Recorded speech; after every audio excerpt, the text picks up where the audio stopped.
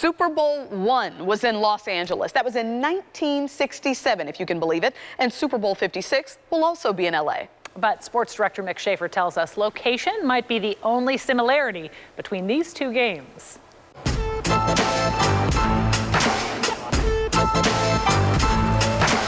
It was the most strange game I ever called in my life because the atmosphere was such. Tom Hedrick is the only living broadcaster left from what we now call Super Bowl I. We were instructed to call it the American League against the National Football League championship game. That Super Bowl name wouldn't arrive for another couple years, nor would the rest of the fanfare surrounding the biggest sporting event on the planet.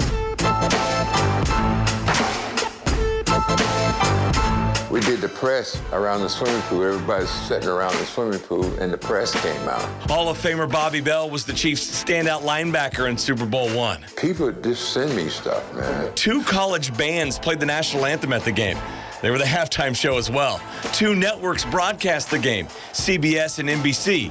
Green Bay kicked off twice to open the second half. Yeah, they kicked off, but NBC was not ready, so they had to re-kick it. And then there's the crowd. Crowd?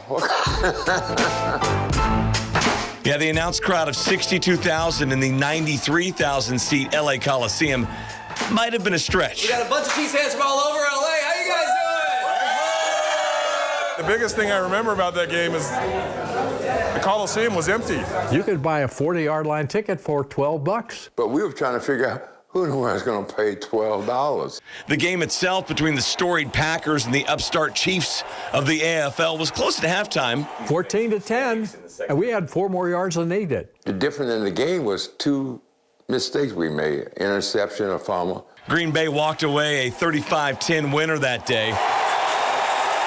And nobody knew what they had started. No, none of us did. This is the first time.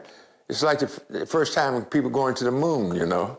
Nobody don't know what to expect. After Super Bowl I, Super Bowl VII also came here. The Coliseum has also hosted 2 Olympic Games. In fact, come 2028, the Coliseum will become the first venue in the world to have hosted 3 Summer Olympics. I mean, it was made for the Olympics. Yeah, the Super Bowl may not have been super, but the venue was. I've never been there before. The combined populations of Hedrick's and Bell's hometowns could fit into the Coliseum 4 times. It's a long way from Baldwin, Kansas, and Baldwin City to the Super Bowl and LA Coliseum. You know how you walk in a new place and all the kids looking up trying to see that's kind of was. The Chiefs took the loss in LA that day, but that laid the groundwork for winning Super Bowl IV and so much more. And we felt like we could have been back there 2 or 3 times, to the Super Bowl. That cemented my Chiefs. Even though they lost, it cemented my Chiefs relationship. The birth of the ultimate sports spectacle that no one's seen again.